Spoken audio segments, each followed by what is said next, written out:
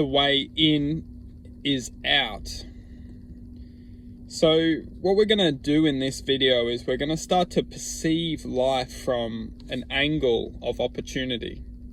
If we're constantly looking outside of ourselves, what we're doing is we're creating the opportunities outside of ourselves. Now, what this can do is that it can ultimately create anything we want it to be. In fact, the reality which we're living in is a form of manifestation. So whatever we want to achieve, we can by manifesting that to be true. We do this by setting goals, setting intentions, and ultimately creating opportunities which will then lead to calculating experiences, and those experiences will effectively manifest and create a existence.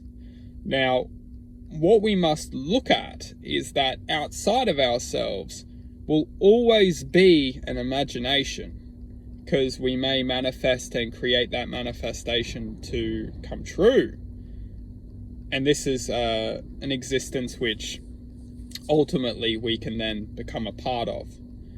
Now, what I would like to bring to the attention is that the reality of which we're living in is only a form of perception. So when we perceive this reality for whatever it is, ultimately we are creating the image of something of which we are choosing to be a part of. Now, with this said, what we must become aware of is that this image is an image. And then we must question if this is only an image of which we are perceiving within this present moment, then what is the true copy? What is the true existence of which we are? If the imagination is perceiving this reality, if our minds are creating and ultimately attaching itself to an existence which we are, what is the true copy? What is the true existence of which we are? Because ultimately, the mind is manifesting an existence, and the existence is what we end up believing we are, and we're existing within this reality, and we're integrating and ultimately interacting with this reality. I would like to question what we really are, and what the true identity is, and where did we come from. Now, where did we come from is the spark of the universe. It's the existence of choice. It's the existence of perception within the freedom of love. Now, when I say the existence of perception within the freedom of love, love itself is the cosmological charge of freedom itself. So when we look at love and we look at the cosmological charge, we can start to identify that everything within at least this existence has a magnetic force or an electrical magnetic vibration of which is reacting with everything. And when we start to look and start to investigate this basic principle or this basic truth of reality, we can start to understand that certain energetical frequencies have a different way of integrating with this reality. And what's very interesting is when we start to look at this and actually start to boil it down, we will start to see that love itself doesn't necessarily exist here. It exists somewhere else. And what we do as sparks of the universe's choice, is that we choose to grow this frequency here, and we choose to produce this frequency here. Now, if you start to look at this reality, we will see that love itself is ultimately the greatest enemy of this reality. Because this reality which we're living in, it uses our love and manipulates our love to create devastation within this frequency. It creates this detoxifying level of deceit against the love of which we have the opportunity to blossom. It takes the love and it twists it into creating the image that is resentful against love itself.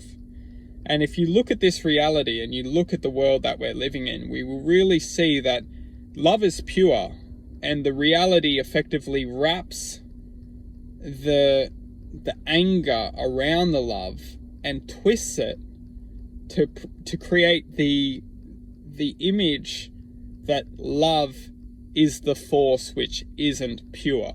That love itself is the force which is hurtful, which is creating the anger, which is creating, and really you look at a lot of existence within this world that we're living in, and we really see that the people who are resentful against love are the people who were manipulated to believe that love is the enemy in this reality. Anyway, to get back to what I'm saying, is that as long as we're looking outside of ourselves and we're looking into the world and creating our world to be the existence which is ultimately preyed upon as the reality of which we're living in, is always going to be what we can make of it. It's always the imagination within a plane of infinite possibility. If we're living our lives and working our lives to evolve around this plane of infinite possibility, we must just become aware that what we're doing in this reality is effectively what we're becoming in another reality. So in another reality, which we ultimately are expressions of, as the image of what we are living here is also a reflection of what we're becoming somewhere else. This works from basically a principle of energetical matter, or not necessarily energetical matter, but basically frequency itself. It's always interconnected with somewhere else. So what we're living and expressing here, we're manifesting it in a different interconnected way. So if we're only basing ourselves from a matter of, you could say, greed, or a matter of you could say almost greed as a very, very, very, very, very crucial aspect to this. If we're only manifesting in greed, which a lot of us are, if you really boil down this world, and we see that the greed itself is ultimately the foundation of deception. Because if we're greedy, we're basically closing ourselves off to so many different aspects of our lives. And really it boils down to love. If we're greedy, love is not greed. Love is honesty. Love is perfection. You could almost say love is purity. Love is joy, happiness, perfection, love, high vibrating syllables. And when you look at greed itself is effectively manipulation from an extent of dissatisfaction of oneself. Now, why this is important to understand is that if we are greedy people, we will always be manipulated within a form of disconnection to the higher vibrating frequencies. We will always be convinced why we should be greedy. We will always be convinced why we should continue what we're doing. All I want to make clear in this video is that what's crucial to understand is that everything which we do in this reality is interconnected with a different existence in a different parallel reality. And that's why it's not about believing, or it's not about achieving a certain density. a destiny, which is effectively density. It's about understanding that everything that we are doing within this present moment is affecting a different part of ourselves. And although we only see life from this perspective, when we are connecting with the true source, which is our infinite light, which is our infinite potential, we are manifesting in a different way somewhere else. And it's not about believing, it's about connecting with what's true.